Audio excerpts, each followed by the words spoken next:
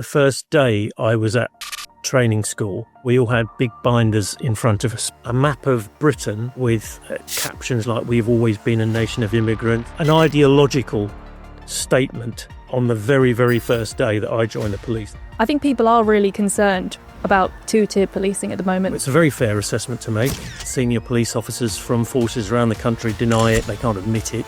We're going to two-tier policing. The sort of elite classes aren't going to complain if they go wading into a bunch of football fans who are white, working class. Student activists with their keffy ears on is going to provoke more reaction if you go in hard against them. Hello, I'm Georgina Mumford, and I'm delighted to be joined today by former Metropolitan Police officer and counter-terrorism specialist Paul Birch. Welcome, Paul. Good morning, Georgina. Lovely to be here. Paul, it seems like the state of policing in the UK has become something at the forefront of our national conversation at the moment. And there's lots of things that people are concerned about, but I think one of the main issues is crackdowns on free speech. And we're now seeing over 30 arrests a day for online communications related offences. And that's not only an outrageous number, but it's also a 58% spike from pre-pandemic levels. So the first question I wanted to ask you was, what's going on in the police force that there is this increase in tendencies to arrest for speech-related crimes? I think there are a number of things at play here. One is the fact that I know people go on about a lack of police numbers, but that certainly is a factor. Online crimes, or what are assessed to be crimes, are comparatively easy to investigate. You have someone who can be traced via an online account on social media or whatever. They can generally be traced via those details. And if they say anything, or if they write anything on a post that's deemed offensive or may break communications act legislation, etc., then it's pretty much bang to rights. In that respect, it's an easy clear up, to use like the police parlance. And police are judged on clear up rates. When you think of the Met, for example, the Metropolitan Police, due to a Policy Exchange report only recently released, I think, they currently solve 1 in 179 thefts against the person, which is pretty woeful by any yardstick. It's a woeful figure. And yet if you go after people online, it's a comparatively easy clear up. And as you yourself mentioned, they are arresting 30 people a day for that. Not all of those will end up with a charge and a conviction. But if they do end up with any kind of judicial disposal, that will be a clear up for them. So it's comparatively easy. And also in the last few years, we've seen police forces across the country establish hate crime teams, because hate crime on the internet or hate speech online is a topic that's discussed widely. And the police, certainly at senior level, want to be seen to be part of the solution to that. So they go at it with great gusto. Hate crime teams have been established all over the place. And because their raison d'etre is hate crime, they are staffed by people who are generally naturally inclined towards that sort of thing, have an interest in investigating so-called hate crime or hate speech. And also, it's a sad fact that in the modern police force, you are judged on your diversity score, in the sense of investigations that involve any form of racism, sexism, homophobia, or even transphobia. These are topics that are very important to, like, the College of the Policing, the organisation, the professional body, if you like, that establishes the framework for policing. So there's political pressure to increase these forms of investigations, and financial in there. They're a whole lot easier to investigate than real life crime. So it sounds like this is really a top-down or institutional problem. I mean, we've seen ordinary people who've been arrested for things they've said online, but then we've also seen more high-profile arrests like journalist Alison Pearson, comedy writer Graham Linehan as well. Presumably someone quite high up the chain is calling the shots here. And the young officers aren't, well, I presume young officers aren't joining up to actually do this kind of thing. There are some now. There are some, not many. One of the last courses I attended before I left the organisation was made up of managers, police managers, and some of them were younger in service, and they very much towed the line in terms of political correctness or wokery, if you like, to use a hackneyed term. There are people in the police now who very much, because they've seen this come from the top down, they've seen this come from the higher echelons, they are joining an organisation now that perhaps a few years ago they wouldn't have dreamed of joining. But they're still in the minority. But it's very much a top-down thing. The policing at the very top, certainly with the College of Policing and the National Police Chiefs Council, both products of the Cameron Premiership and Theresa May's stint as Home Secretary. These are very, very politicised. You have, most police forces now have a police race action plan, very much using the language of activists, the language of sort of professional advocates, if you like. Black is a capitalised B all the time. So it's very much a top-down thing, yeah. And also, you're judged on this now, very much judged on this, rather than ordinary crime. So it's very, very much a top-down thing, and they seem to, the more they criticise, the more they seem to double down on it, which is strange. They sort of dig in, and they're more sort of vociferous about that now than they were previously, which is bizarre, I think. Yeah, and you mentioned like race action plans there and social justice language bleeding into policing. I think people are really concerned about two-tier policing at the moment, the idea that the police are protecting the interests of certain communities over others.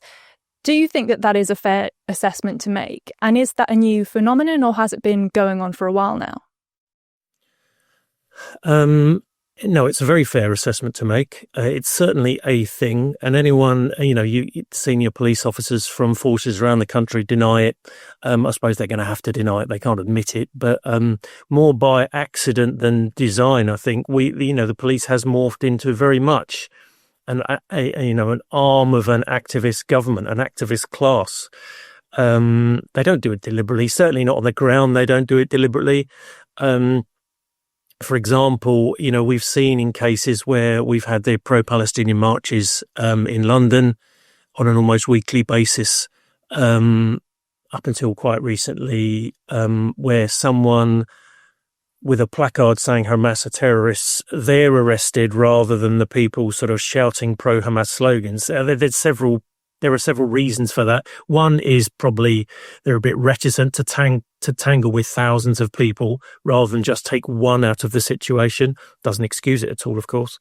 And also they haven't got the resources to back that up. If it kicks off if they try and arrest hundreds of people in a demonstration involving thousands of people, it might get a bit violent, and they won't have public order trained officers waiting around the corner in streets full of carriers and vans, because that costs too much money. So they won't want to do that. So they end up, the perception is almost more important than the reality sometimes. The perception is they act in a two-tier way. And they know at the senior levels that people aren't going to protest if they go in hard against a load of football fans who are trying to get to the cenotaph. The sort of elite classes, the intelligentsia, if you like, aren't going to complain if they go wading into a bunch of football fans who are white, working class, and a bit rough around the edges. Student activists with their keffiyehs on and shouting from the river to the sea is going to provoke more reaction if you go in hard against them. And we've seen that week in, week out. When people are climbing all over war memorials, damaging things, graffitiing things, very little seems to happen, and yet we saw in the disturbances post Southport in 2024 that the police went in really, really hard. At very much government insistence, I think. That was from the very top, I think. That was very much directed from the Home Secretary and the Prime Minister. Mm. It is almost understandable to an extent, because it seems as though it's an overcompensation for what would have been very real grievances between ethnic minorities and the police in the 70s and 80s. I wonder if you felt any kind of rumblings of that overcompensation when you first became a police officer. Yes, very much so. Well, I joined in 2001, so you're only 2 years out from the Macpherson report there. The inquiry into the police handling of the Stephen Lawrence murder, the racist murder of Stephen Lawrence. And that, I wasn't in policing before that, but it very much seemed to be a pivotal moment in policing. And from then on, what I've noticed is senior ranks, or, the police as an entity doesn't really defend itself when it faces allegations of prejudice, racism, or what have you. It just says if a government or a think tank says jump, they'll say how high. They won't say, let's take a step back here and let's look into this particular issue. They don't. They just take it on the chin, and whenever someone calls them racist or prejudice, they just say, yeah. And then it's turbocharged, of course, after the George Floyd death in 2020, when it sort of swept the Western world, this sort of like a religious sort of a hysteria. When I joined in 2001, the first day I was at training school, residential training school, we all had big binders in front of us, big, massive binders, really thick binders we thought would be full of, sort of dense legislation about sort of the Theft Act or what have you. But you'd open the binder up, and the very, very first page, it was a map of Britain, the island of Britain, with captions like, we've always been a nation of immigrants, and there'd be arrows drawn all over this picture with it saying Saxons, Normans, Celts, Huguenots, Jews, African, Caribbeans, South Asians. It was, an ideological statement on the very, very first day that I joined the police. And this was in 2001. So this was over 20 years ago, and it's certainly not got any better since that. So they're very much telling you then, very clumsily, that they are, quote unquote, an anti-racist organisation. And they'll say that honestly now, but they want to be anti-racist. And, despite the the Commission on Race and Ethnic Disparities report in 2021, saying that Britain is one of the least racist countries in the world, where black people or ethnic minorities have a greater opportunity than in other places. Someone still shouts institutional racism at them. They will just sort of cower and agree and, meekly agree with it and say, what more can we do? And they just, if you've got that culture driving the organisation, it's no surprise that at street level, they're going to make a real mess of things, because the officers on the ground know if they put a foot wrong, their chances are they're going to get sacked or at least investigated. So the chair of the Met Federation was sacked for saying his officers are reluctant to search people from ethnic minority backgrounds because they fear investigation and disciplinary hearings, which is true. And he was actually sacked for saying that, which is, it'd be funny if it wasn't so tragic, really. I think with all this preoccupation with anti-racism and social justice and equity, it raises the very real concern of who's actually doing the policing of the crime. I think there's been a sense lately that the police aren't up to the task of, mitigating actual street level crime like phone thefts or burglaries and things like that. These things seem to anecdotally go unsolved a lot of the time. Do you think that that is a fair assessment of what's going on in the police at the moment? Yeah, completely. 1 in 179 bike thefts in London aren't being solved. I've got the figures here. I'll jot them down, actually. 1 in 20 burglaries, 1 in 76 bike thefts, and 1 in 129 thefts from the person. So And it's these things that really matter to people. You know, when I was in counter-terrorism, I think on the whole, we did a really, really good job. We were really good at it. But although that's really important, clearly, it's not as important to ordinary people as having their phone nicked, or having their car stolen or stuff stolen out of their car. And in that respect, in those at that level, that certainly the Met Police are absolutely terrible. And I would imagine there's a similar sort of statistic proportion of solving those sort of crimes around the country.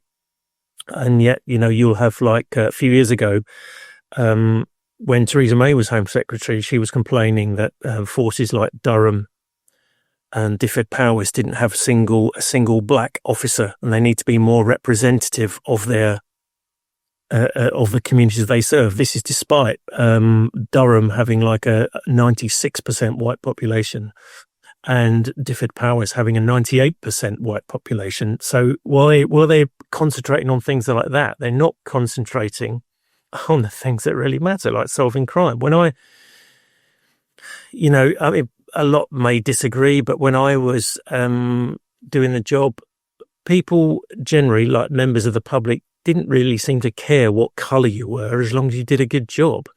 They'd rather have someone of a different ethnicity to them show up at their front door, or show up at all, which they don't now, rather than have someone of exactly the same sort of ethnic or religious background as them. I think that's really insulting towards people of different ethnic backgrounds as well, saying they just want to see someone that looks like them investigating crimes. And that's not, in my experience anyway, anecdotally, that's not true.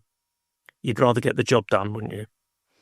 My last question to you, Paul. I know you mentioned the College of Policing earlier, and I'm sure you'll mention it again. But if you could advise the police on something they could change tomorrow to fix this mess that they're in, what would you say? Abolish the College of Policing. 100% abolish the College of Policing. He's behind. As I said earlier, the police were taking a political turn long before the establishment of the College of Policing in 2012. But it's a home for activists now.